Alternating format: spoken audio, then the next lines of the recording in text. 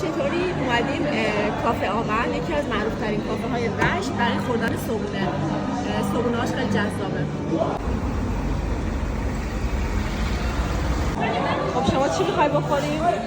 من املت قرق خونه‌ای بعد از 20 ساعت غذا نخوردن. من چی می‌خورم؟ سس صبحونه. ببینیم چی میاره دیگه.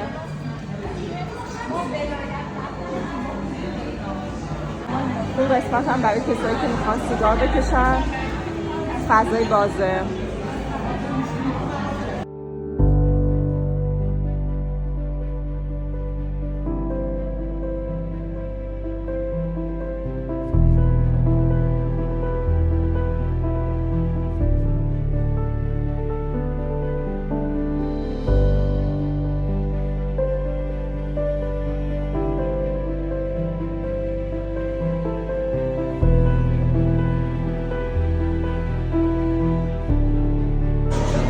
خب چیزکیک آلبانیو و تمشکم سفارش دادیم.